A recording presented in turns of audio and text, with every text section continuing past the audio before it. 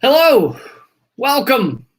I hope it sounds all right. Hope it looks all right. Thank you guys so much for joining us in our number of live broadcasts. Whatever week this is, I'm joined by the always amazing Eleanor Goldfield. Sometimes amazing, always Eleanor Goldfield. At least one would hope. So we're going to get into a bunch of topics. We would love to hear what topics you have for us as well. Feel free to throw them into the chat. Please share this. Let everyone know to join us. Today, we will be giving all of the donations. As those of you who join us every week or often, you know we give all of the Super Chat donations to a cause each week. This week, we are giving to Symbiosis. It's Oregon... Symbiosis PDX. Sorry, Symbiosis PDX. And you will describe them. We've mentioned them before on the live stream or the podcast or both. The podcast, Common Censored, which everyone should check out. Touche. So we mentioned Symbiosis on Common Censored, which I just assume everyone's heard. And they are a neighborhood action collective. PDX is, of course, Portland. And they've been doing... Hello, UK! They've been doing incredible work with regards to not only the fires that have been happening on the West Coast, but also just with mutual aid. And something that I've seen in their feed, you can follow them at symbiosis_PDX. They've been doing a lot of work also outside of Portland. They were doing mutual aid with indigenous folks in Idaho, I believe. And they have been doing mutual aid for indigenous folks in Warm Springs, Oregon.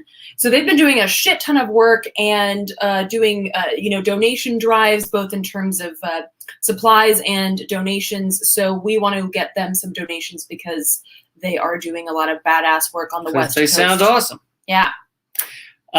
So yeah, all the donations at Super Chat, which if you're on Facebook, you got to go over to youtube.com/moment of clarity. In order to do that, you click the little $sign underneath the comments and you donate, and we give all of the proceeds to a cause each week. I can't remember how much we donated last week. I think it was close to $500. And the week before that was $1,300, over $1,300 to Julian Assange's legal fund. So really, you guys have been doing amazing stuff, and thanks for doing this with us. Shall we talk a little more about Symbiosis or about like these type of groups? Like, what do you feel they're setting up for the future? Because it's not just the people they're helping in the moment. Right?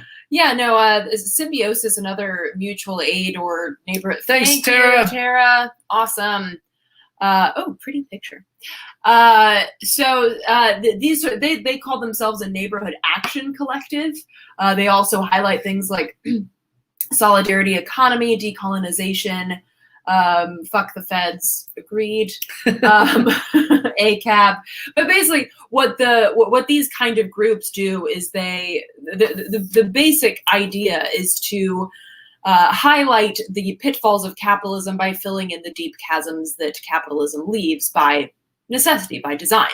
Yeah. So for instance, I haven't worked with Symbiosis, but I've worked with other mutual aid networks, not least of all here in Washington, D.C. Thanks, Crystal. What happened? Did I miss one? No, you can ignore me when I yell thanks at people. Oh. But no, well, usually you yell Crystal thank you when they donate, so that I want to highlight it. Crystal said she added the podcast to her feed. Wonderful. Common Censored. Although the podcast could mean anything. We have multiple podcasts, or it could mean a totally different one. Yeah, I added somebody else's podcast. Just wanted to let you know. Yeah. But anyway, so basically these groups are the antithesis of the charity industrial complex. And what that basically means is that charity demands a hierarchy, right? Charity demands that, there have to be these downtrodden people that we help, right? And they're over here and we're over here. And we parade them at fundraising dinners in New York City where there's like $1,000 a plate dinner and shit. But the idea of mutual aid, of solidarity, is that we are helping each other because we recognize our shared situation. We recognize that we are all suffering, and suffering differently and diversely under capitalism. Thank you, Carlos. Carlos. And that we need each other in order to... If you wanted to see the pair character. Yay! A pair lifting weights. Right. So basically, these mutual aid groups are the answer to capitalism, and they are the example of what can exist outside of the confines of capitalism.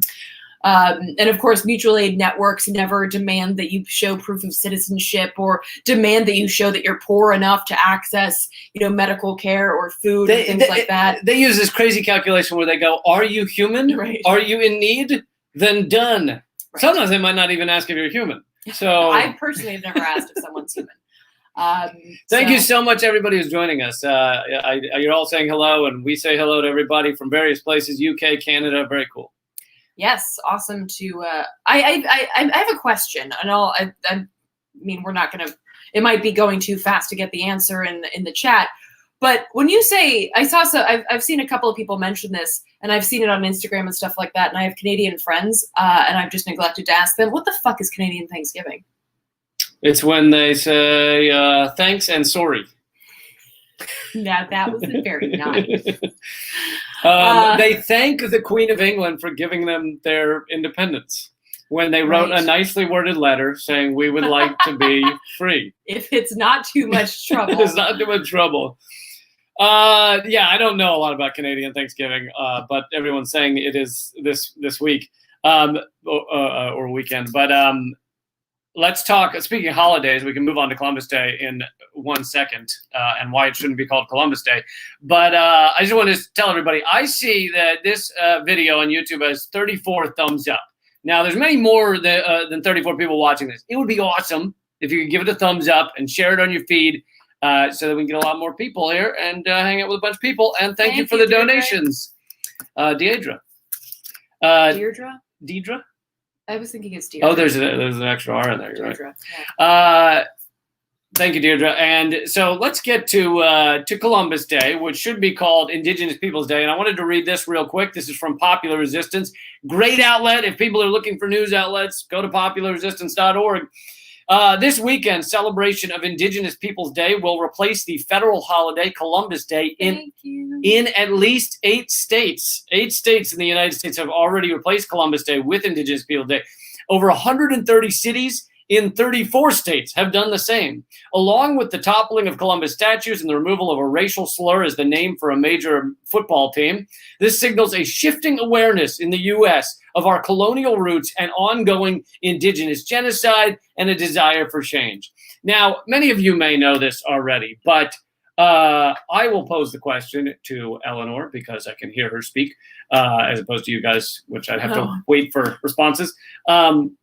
Why change the name when Columbus was a wonderful Italian and it's Italian Americans love Columbus? Thank you, Chuck. And it's a way of respecting the Italians in the country. I'm not even going to answer that question.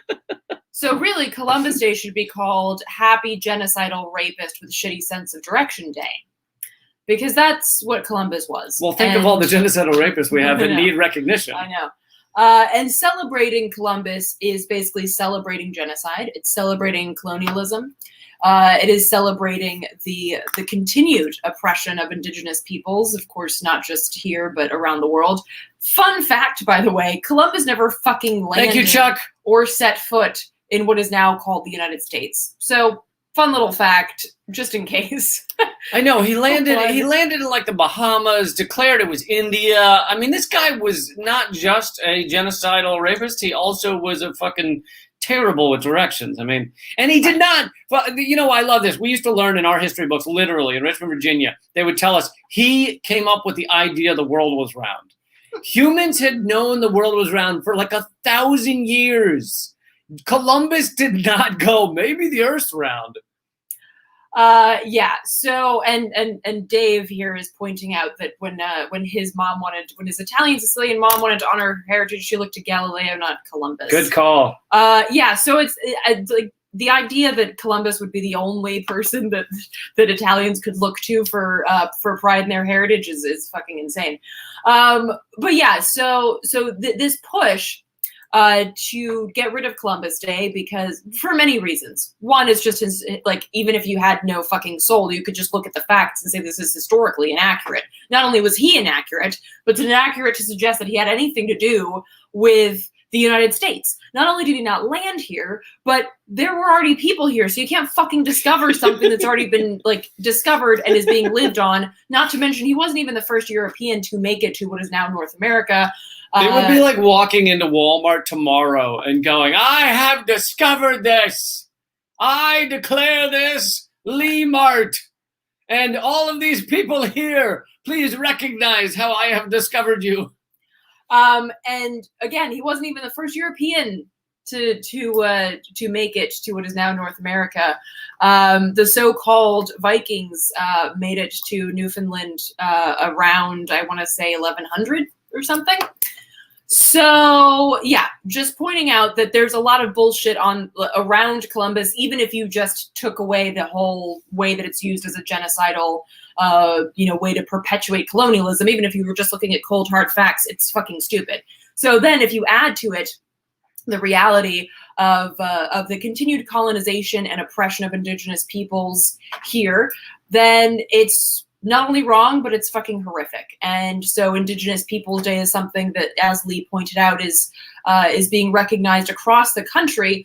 And here's the thing. Folks might say, well, what the fuck? Why does it matter? You're just changing the name of a day. Who gives a shit? That doesn't change the structure of our system. Absolutely. Yeah, it doesn't change the structure of our country. Wow, thank Nancy. you, Nancy. $20. Yeah, no, that's true. But this is also where we get into the importance of how we talk about things, how peoples are represented, and why that matters in terms of pushing for change, and recognizing, the availability of progress and the importance of progress. We're taught, or at least I was taught, and I went to a good school, believe it or not, in North Carolina, and we were basically taught that Native Americans don't really exist. They exist in the confines of Thanksgiving and shit, but they don't exist anymore. And that's of course fucking totally untrue, despite the fact that 96% of indigenous peoples were wiped out of what is now considered the United States.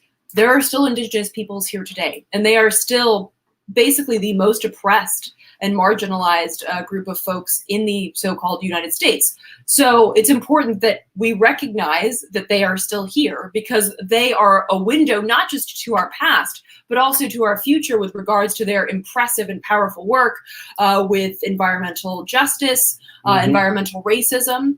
And they often lead the way in a lot of these Absolutely. A lot of these issues. I mean, you look at Standing Rock and so many other things.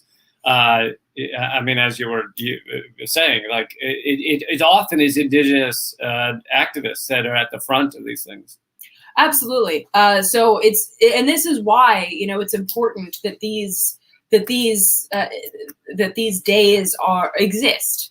Even if you're, it's not about putting them on some official, government calendar. It's about them being officially in the popular culture, in the social culture of our place and time. Same thing, for instance, you might know that May 1st, May Day, which is it's the date of the Haymarket affair, which happened in the United States.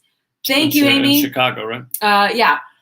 And you can look it up. There's a lot of great writings. Thanks, Amy. We're not going to go too far down the rabbit hole on that. But basically, it happened in the United States. It was a powerful moment in labor rights history of U.S. labor rights history.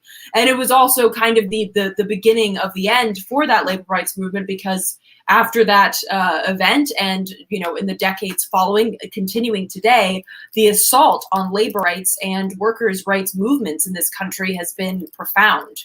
But so, for instance, if you look in the books officially, I know because I did a report on this a few years ago, May 1st is officially known as Law Day.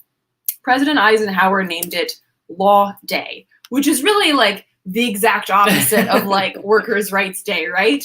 And he did that on purpose, because what happens when you remove a day like May 1st from the popular conscience, from the paradigm of the people, is that you erase their history, you erase their ability to connect to that history. So right now, we have some arbitrary fucking Labor Day in September that means nothing. And meanwhile, around the world, if you go anywhere in the world, South America, Europe, people celebrate May 1st as Labor Day, as the day for labor rights. And very similarly, but kind of the reverse side is when you create a day. Thank you, Sayla. Is when you create a day like Columbus Day, you kind of rewrite history. You say, these are our heroes. These are our legends. These are what we should look up to. And of course, they rewrote what Columbus did. I mean, like I said, we were taught he discovered the earth was round, but also they would say he discovered America and not mention the killing, not mention the enslavement, not mention that in his own journals, he bragged about how easy it was to enslave these peoples.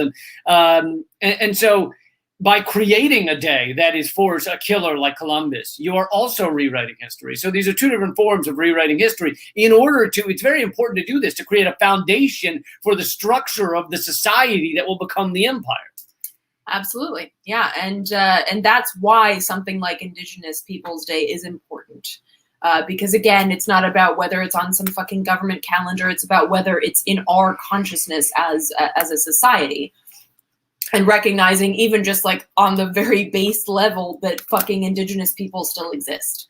And they are still, like I said, a window not only into our past, the very problematic and grotesque past of the United States, but also a window into our present to look at the reality of the lived experience of Indigenous peoples here, but again, also to our future and how we could have a livable future. With regards to the West Coast and the fires there was a report, several reports that came out basically saying like, oh well, if there was better, if they had been better stewards of the land in terms of allowing for not basically like clear cutting forests and basically not being assholes to the environment, then the fires would have been mitigated.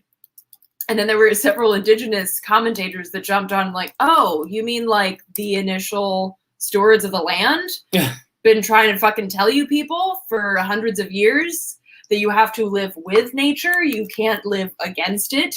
And so like this kind of mentality that is important to recognize that, we're not outside of nature looking in, that we are definitely a part of it, and nothing will remind you that more than a fucking natural disaster when you realize you don't have shit compared to nature.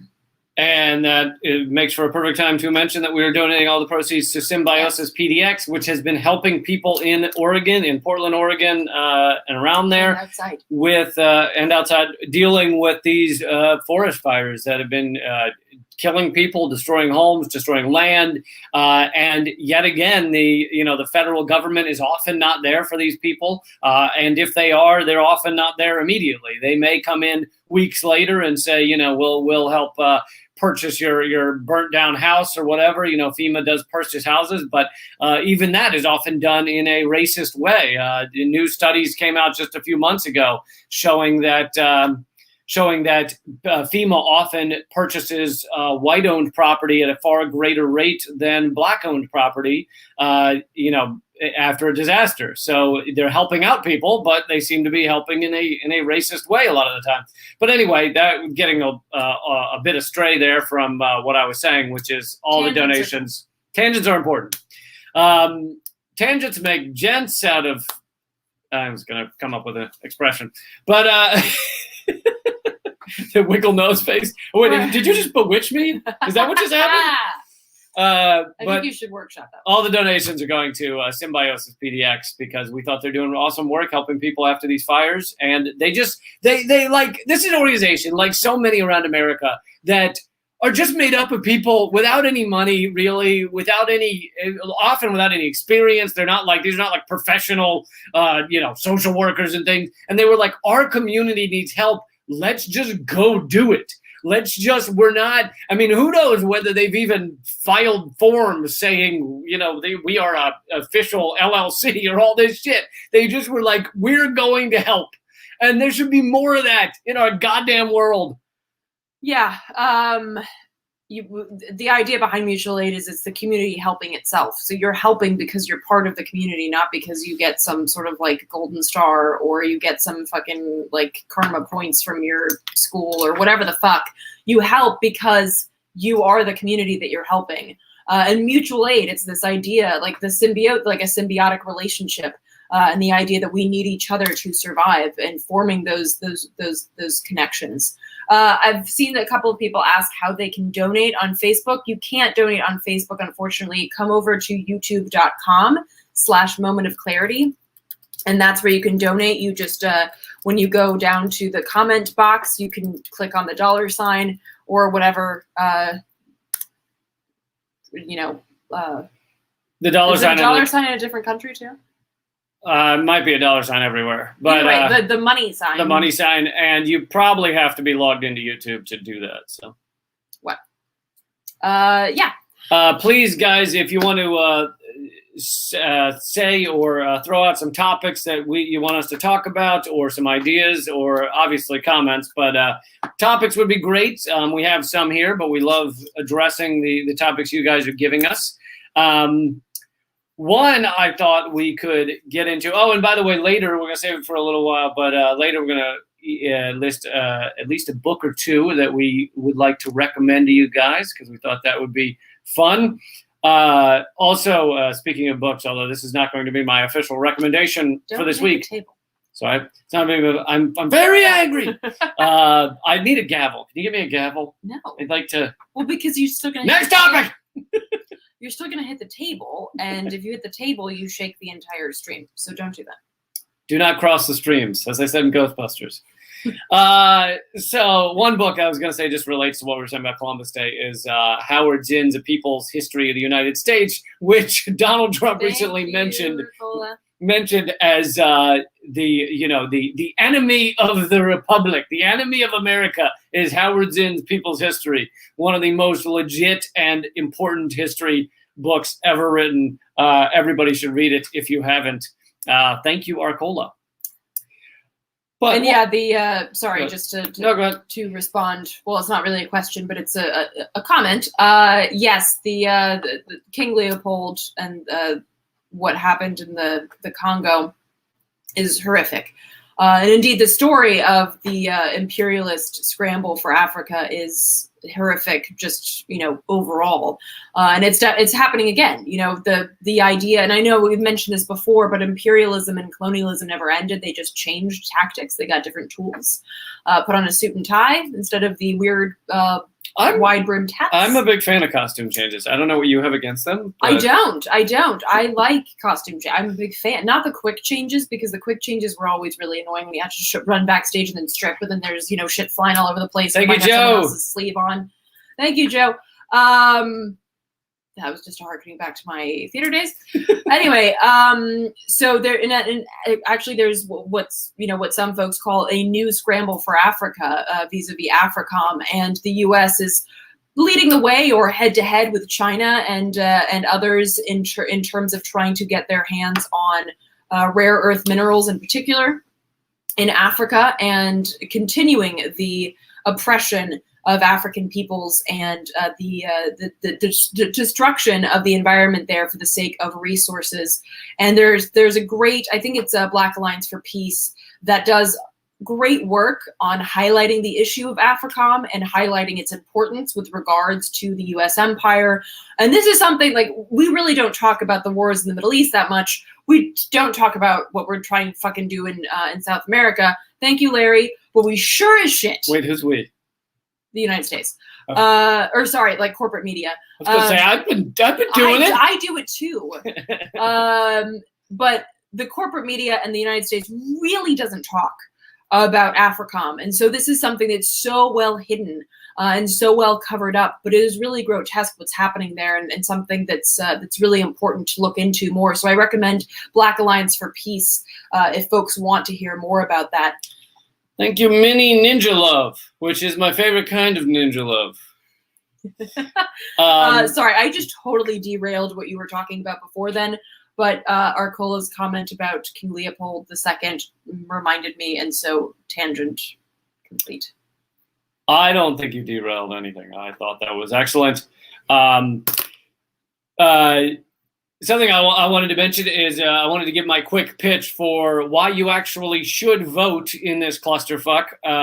we have talked many times about how this country is owned by two corporate parties. That is not why you should vote. The reason you should vote is, for example, here in D.C., on the ballot right now, and coming election day, is a ballot initiative to legalize planting and owning medicinal plants such as cannabis and mushrooms and various other things that people use both for a good time, but also for medical reasons.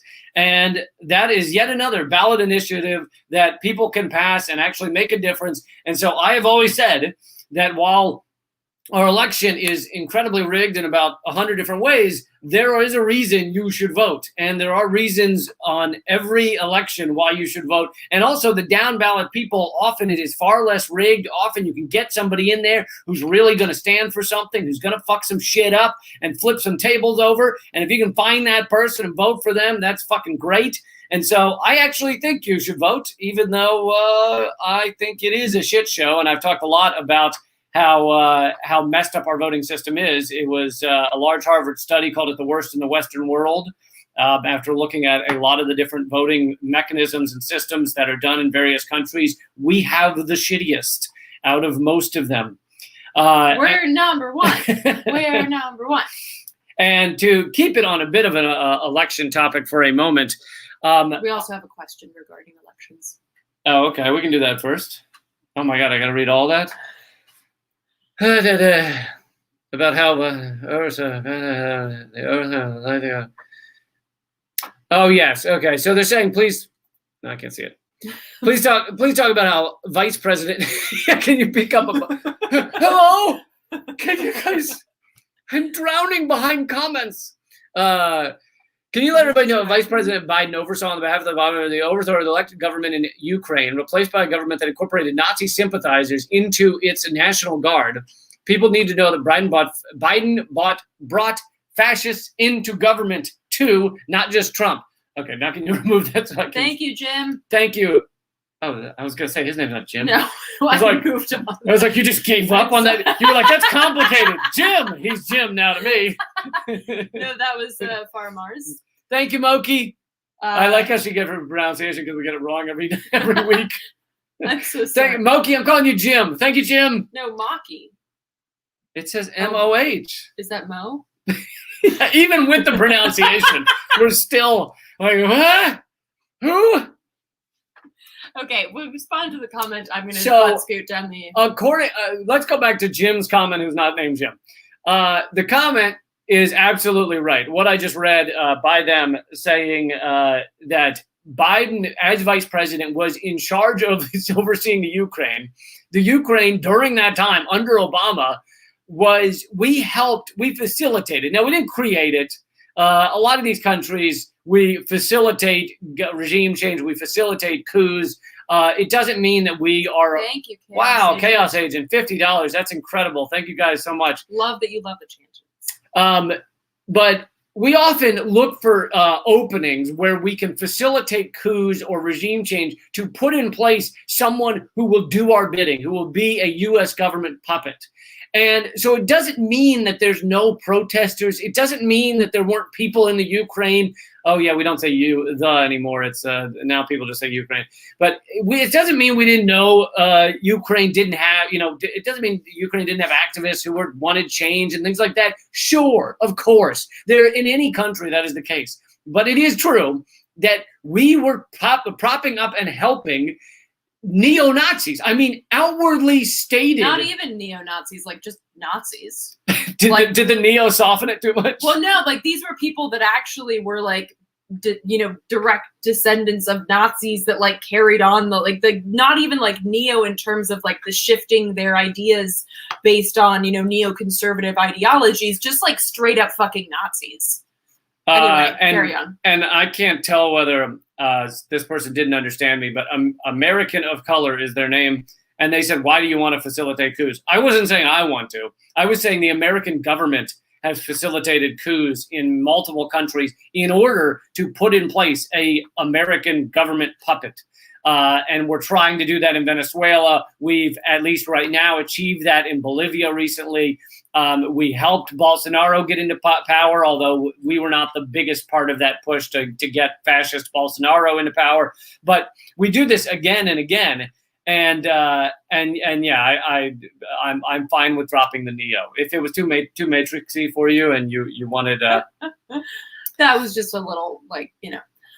But yes, that's and thank you for pointing that out. There is a lot of things in Biden's background, CV, resume, and his resume that Trump would just wish that he had done. Not least of all, helping to craft the crime bill where Biden, and I quote, "We do everything short of hanging people for jaywalking." I'm not fucking exaggerating. That's the 1994 crime bill. Dude said that. That he was so proud of. He also was very proud of helping to write the initial Patriot Act. Oh, and also when he was asked about, I can't remember exactly what the topic was, but his answer, like overarchingly about that question and then more, was, "I regret nothing." He also said of millennials, "I have no empathy for the millennials." Anyway. Great question. Thank you for bringing that up about Ukraine. I don't know what I was talking about before that, but that's okay. Yes, I know. Okay, I know what I was talking about. So elections. You've noticed a lot of headlines recently of the liberal media bragging, and actually Fox News brags about other candidates, but I'm focusing on the CNN, MSNBC, NPR reports bragging about this candidate is, look at all the money they've taken in. They say this a lot about Biden right now. Oh my God, look at Biden has brought in this many millions of dollars. And so the latest one I read, I just clicked on this 20 minutes ago on Huffington Post. Lindsey Graham, longtime fucking horrible human being, sociopath in Congress. Long-time horrible human being, first-time caller. Long-time horrible human Lindsey Graham is in a tough race in South Carolina. Isn't that where he is? And his Democrat. So the Huffington Post headline is like, Lindsey Graham, Democratic challenger, rakes in $57 million, shattering fundraising record. Woo-hoo! Sorry, it required them. I understand. So they're so Huffington Post is a standard neoliberal outlet, and that I used to work for back when I was writing comedy for them, and they were a slightly less evil, barely. But anyway, but they're celebrating how much money the Democrats are bringing in. Look at all of this money the Democrats are bringing in. Thank you, Ninja Love. Thank you. All the money the Democrats are bringing in, and at no point in these articles, in these reports, on CNN, on MSNBC, anywhere, do they pause and go, "This is repulsive. This is disgusting to see candidates needing and getting millions upon millions of dollars to purchase elections." Like, that should be the headline of every one of these stories.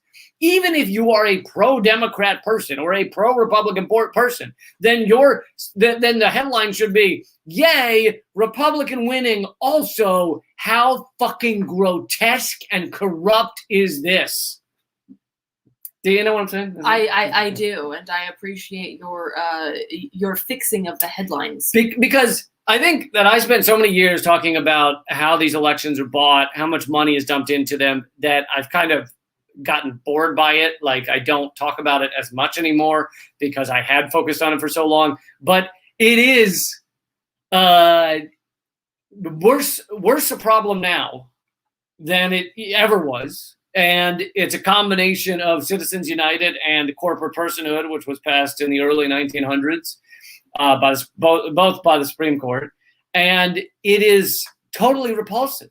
And every one of these corporate shill reporters that say, "Oh, look, great, Democrat got 57 million," or whatever the fuck. It's so disgusting, because I think they are so deep into this system that they don't understand. I think they honestly have lost the perspective to even pause and go, "Wow, this is repulsive. Why the fuck do we do it this way? Wow, this is repulsive."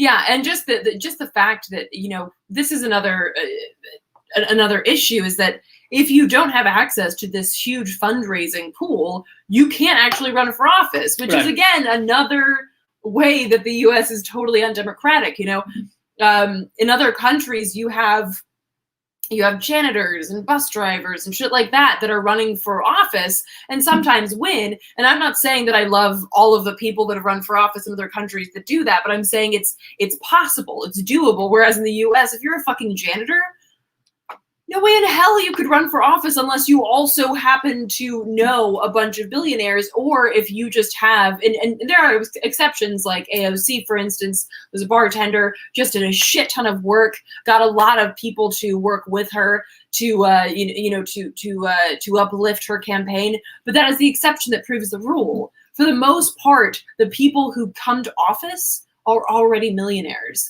which is why, of course, not only does that show that our system is inherently undemocratic, that the people that are most affected by policy, the most marginalized, the poor, are people that cannot actually get representatives that represent them, that represent poor people, that represent marginalized people. You know, the majority of Congress is white and Christian. Thank you, Paul.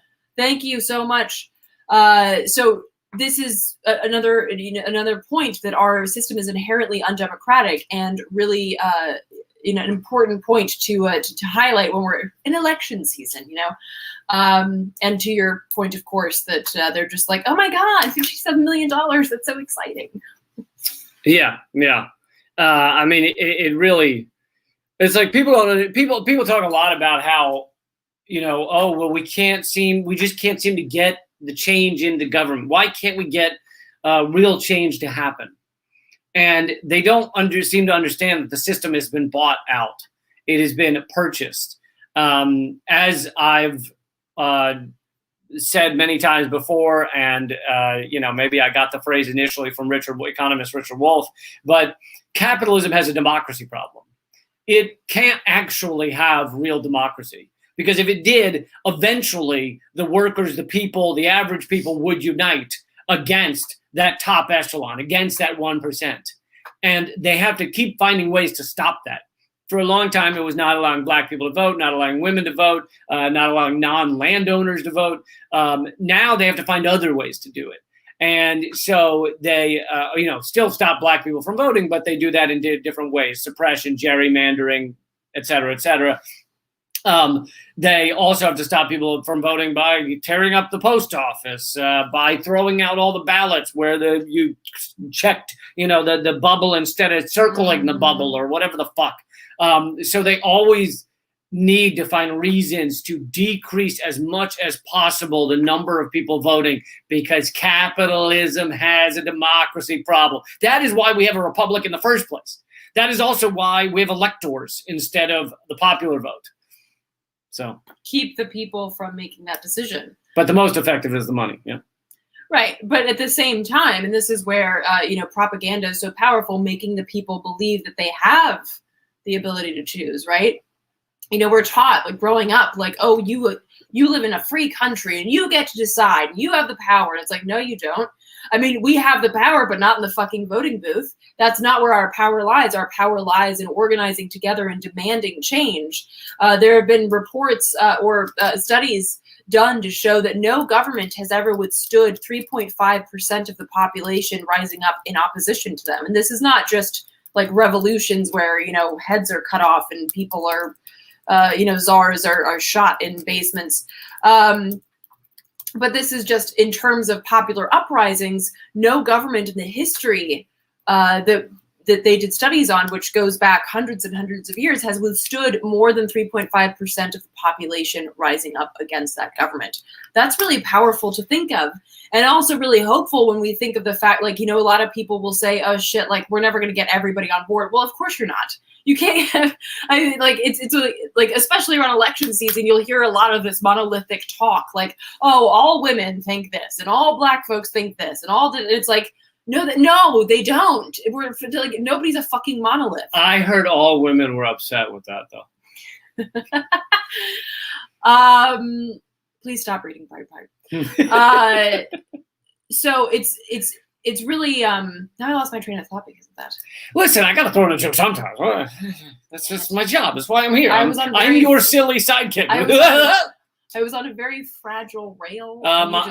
It wasn't fragile. The monolith. All women do this. All black people Yeah, think but there this. was something before that made me go there, and then I can't remember what that was.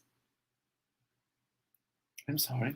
I was trying to just throw. It was like throwing in a little sparkler to the moment. It was good. I was like your hype person, being like, what? You know, I was like celebrating you. Totally into it. I'm not saying it's your fault that you did that. I just am saying that I've derailed. Okay. Well, what else would you like to talk about? Yes. Okay, then we can move on to. Oh, by the way, let's do this now. If we get $50 in the next 10 minutes. By the way, thanks to everybody who donated. If we get $50 in the next 10 minutes that will be donated to Symbiosis PDX, then we will stay an extra 10 minutes. So. Just to throw that out there, if anybody wants to donate even just a couple of dollars, it makes a difference.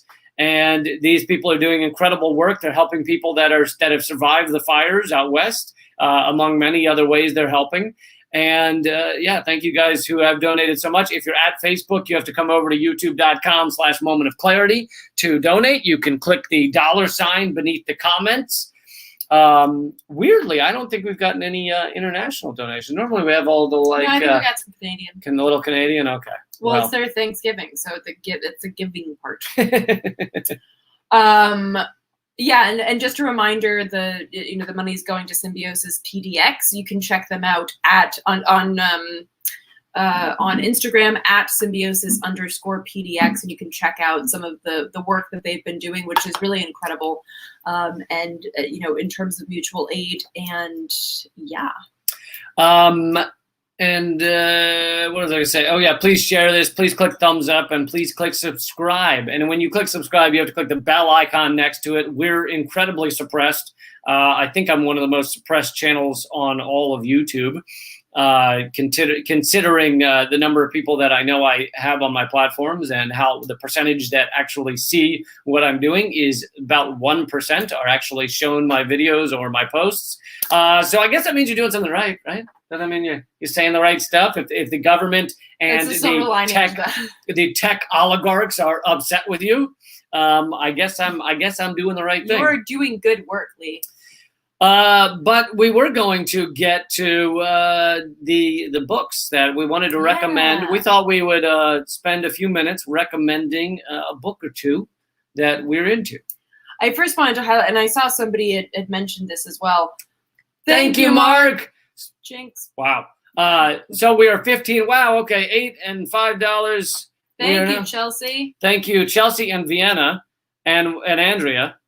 And we are now, let's see, we're at $25, $30, $38. So we're still a few short of the 50, but. Also with regards to the questions, Mark, I'm not sure what you mean when you say, what do you think about the idea of the left trying to capture the Republicans post-election? Do you like mean, in a bag? Like a cat burglar, or I'm not sure exactly what that means. WEDA, shut up. My math is fine. It's late at night. Had a long day. I don't know what that's about, but you guys figure out your differences. Chelsea, how do we get people who feel like their votes don't count to get involved in voting this year?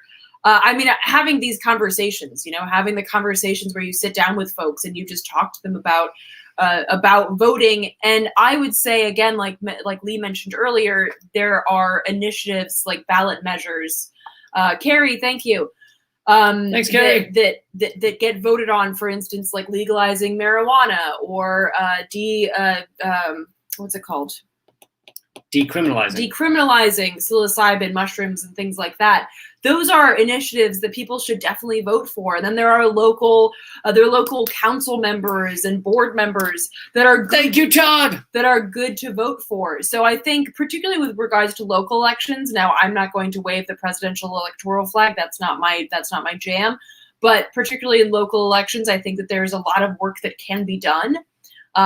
with and for local politics. So I would have that conversation, particularly when we're talking about, like, if you're sitting out on somebody's porch and you're having a drink and you're like, look, this road is something that can be addressed by local politics. Making it like that personal and that immediate, I think, helps a lot. Is what I've found.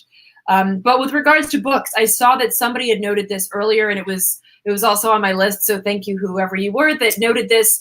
An Indigenous people's history. Revelesque, you probably have to sign into YouTube if you haven't already, and then it's the $sign beneath the comment box.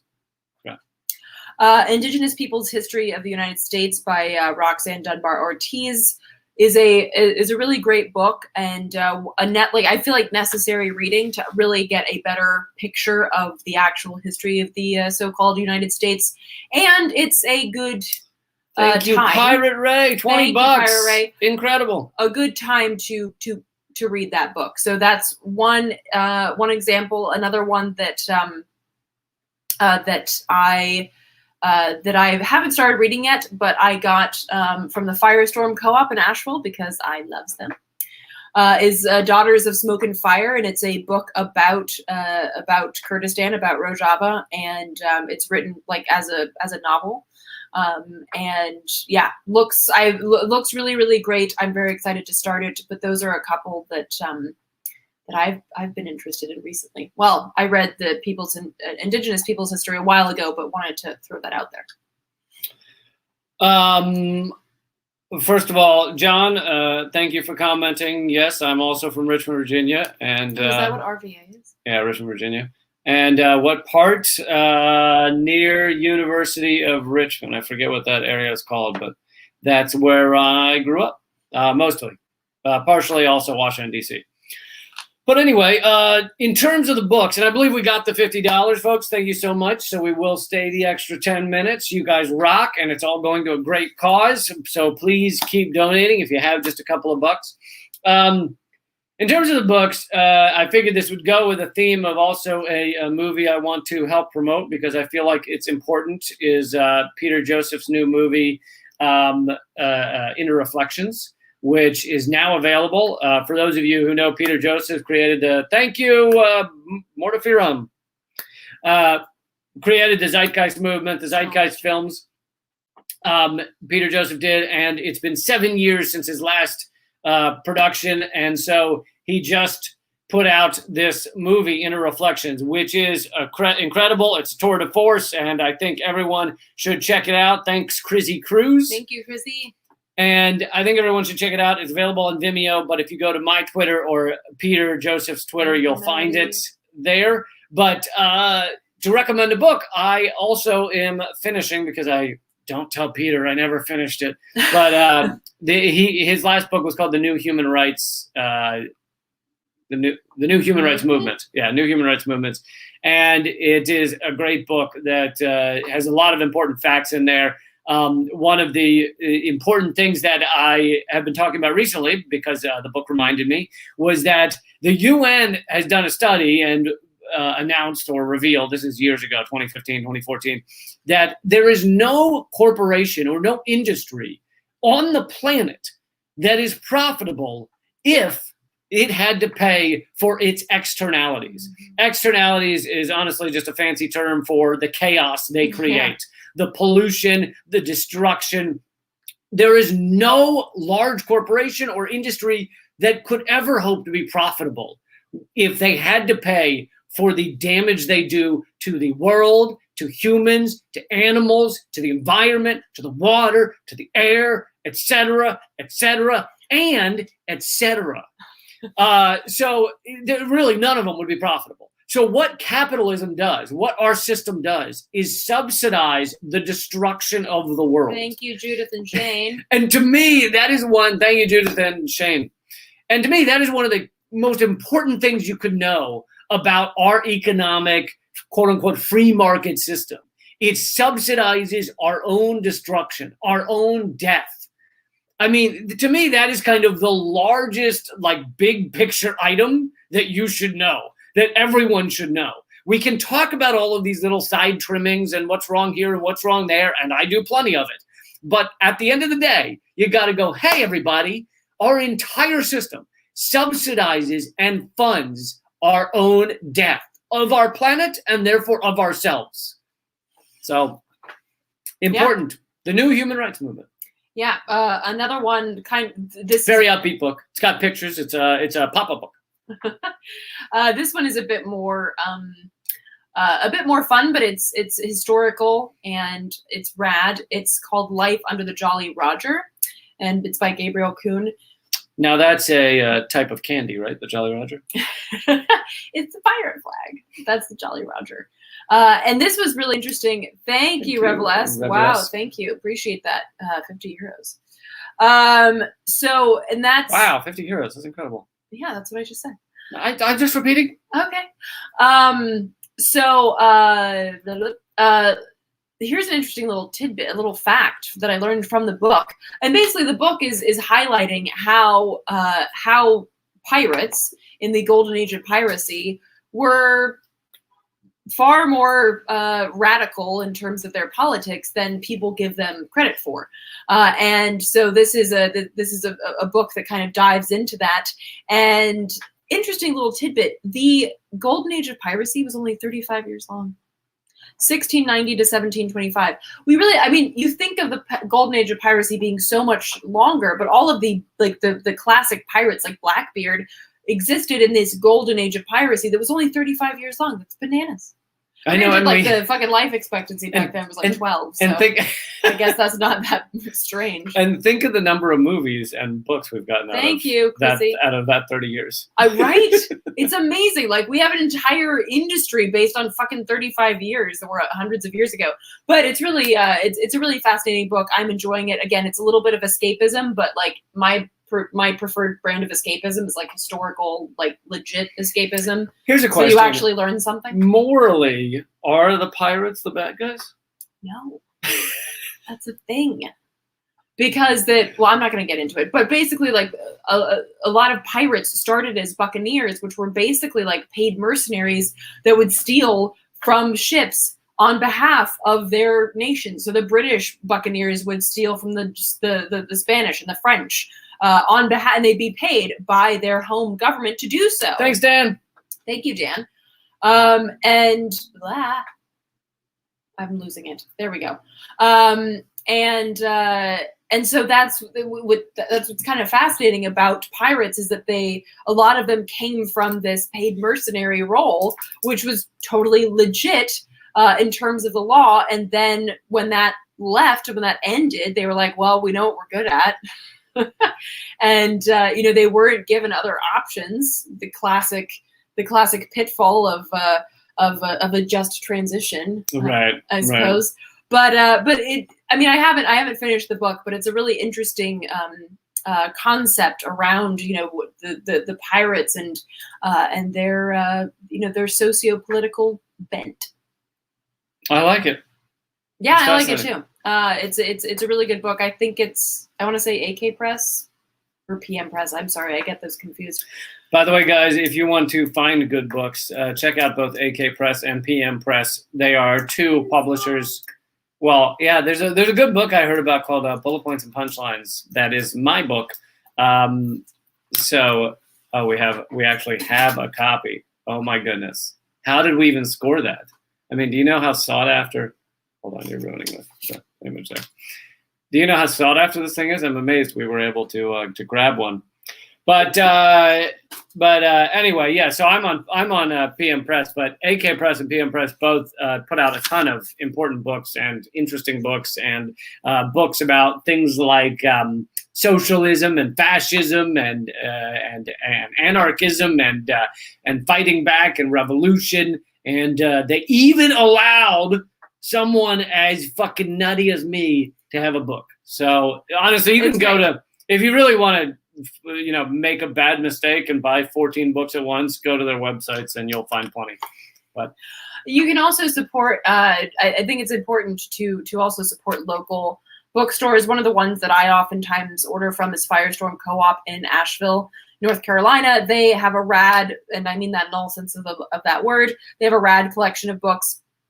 and they're a co-op bookstore, and so they would really appreciate the support. They do a lot of community outreach and solidarity, so they're a good one. Also, if you just want to find like a shit ton of books that are available, IndieBound is a collection of independent bookstores around the country that you can basically buy from their stores. It's a way to avoid shopping at Amazon because I'm wearing it right now. Hold on. Oh, no, wait. The full demonstration. Amazon is evil. I'm glad you showed that off because earlier people might have just seen the Amazon and thought you were just like advertising Amazon. And this was actually a gift for donating to another rad bookstore in Minneapolis called Bone Shaker Books that I performed at a few years ago. And thanks to donations from folks around the country, they are still around. So do support your local or just independent bookstores in general when you can. Avoid Amazon. Yeah, it is tough. I do my best to avoid Amazon. It sucks when I was like, okay, so I need to get, I can't remember what I was getting, like shoes or something, tennis shoes or running shoes, and it took and so. I got it from a smaller company, and it took them like, a month to get them to me or whatever. And you're like, oh God, exploitation of workers is just so quick, so nice, so convenient when people when people are beaten down. Wow, thank you, YebHX. Yebix.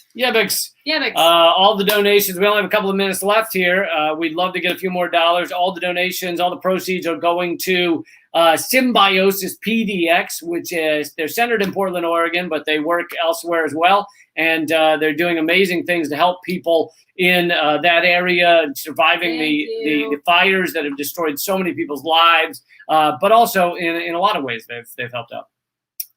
And American of Color, to answer your question, yes, I wrote every word myself. And I also write my entire show redacted tonight. Except my correspondents write their segments. But for my segments, I write it and research it all myself, which is nice because then when people say, do you stand by this thing? I don't have to say, I don't know who the fuck wrote that. I can say, Let me consult my team of writers. Not only do I stand by it, I fucking wrote it and I researched it. And and also the book, by the way, since you're asking who wrote it, there are tons of footnotes basically directing people to all the sources for bullet points and punchlines. And it does have comedy in there, but a lot of people have said, oh, wow, I didn't know it would be so heavily sourced. And it was like, yeah, I like for people to see that I'm not making this shit up. Right. Yeah. And also, I think sometimes, particularly a lot of things that you cover seem so unbelievable because they're so absurd. Like the Pentagon budget being one of them, like the money that they lost. It seems so unbelievable that if you didn't source it, they'd be like, I can't believe you. That's fucking absurd. I don't believe it. So but that is, and again, like this, not again, it's the first time I've mentioned it to you all, although I had this conversation earlier today. It's been a long day. Media literacy is so I just say again before everything I say, because it's been echoing in my head. So I'm just like, and again. Yeah. I actually have that problem. It reminds me of the Gods Must Be Crazy movie where at the beginning, the woman turns to another woman. She's like, do the voices in my head bother you? I've thought that so many times. Anyway, but yeah, media literacy is so fucking important, and it's vital that we dig for this information because, as Lee's book and so many other sources show, the information is out there. The truth is out there, guys. But it's so important that we dig for this information. We just not accept what we read in corporate media, even alternative media. It's important to check on these on any source that you go to. It's important. So yeah, don't just take anybody's word for it. So yeah, any wrapping up thoughts here? A couple of books that I just recently recommended. Well, you should save one for next week to recommend. Don't give away all your books. Go ahead. Now they're on the edge of their seats. Well, this is just something that I've recommended to our mutual aid groups as kind of like I don't like to say required reading because it reminds me of fucking 7th grade English, but reading that is really, really important. One of those is Huey P. Newton's autobiography, Revolutionary Suicide. Huey P. Newton was one of the co-founders of the Black Panther Party. It's a brilliant book and a really powerful read for those involved or wanting to be involved with community outreach or mutual aid. Another one is First World Ha Ha Ha, which are essays about and by the Zapatistas. And I guess I'll stop there because I don't want to give away all the Gustavo, yes, we were taking questions, but this is our final minute, so I guess the answer is no. So save it for next week. Save it for next week. We will be back next week, hopefully the same time, but we will try to let everybody know it'll be around now. And if you ever miss these, you can find them at leecamp.com or youtube.com/momentofclarity. Please, everybody, before you leave, click subscribe and click the bell icon next to the subscribe. Yes, I'm heavily suppressed. This channel is heavily suppressed, but it does help still. So please do that. You can also join the free email list. Thank you, Crizzy. The free email list by texting the word redacted to 33777. And but thank you guys so much for the donations. It's going to a great cause. We really appreciate it. Check out our podcast, Common Censored, which we do every single week for free. And let's see, go to Eleanor's site, artkillingapathy.com, and also her incredible new movie called Hard Road of Hope is at hardroadofhope.com. It's won all these honors and awards. It's a phenomenal documentary. It's only an hour long, so you don't have to commit your entire evening to it. And it's a great film. Thanks for that little. No, it's true because some people. It's not even that long, so it'll be over before you know it. The pain will be over. Not the pain, the enjoyment. But a lot of people are like, "Oh, I don't have 3 hours to dig into a documentary." So I was just letting them know. Same with my book. My book's an easy read on the crapper. Do people actually? Wait, this is important. I just don't know anyone who actually reads books on the crapper. Anyway, so yeah. Thank you all for joining us, and thank you so much for the donations. Again, they're going to Symbiosis PDX. So if you're watching this after the fact and you want to connect with them and donate, you can find them over on Instagram at symbiosis_PDX. So check them out there. They're doing phenomenal work, and that's where our donations have gone for this week. So thank you so much for joining us. Keep fighting. Act out.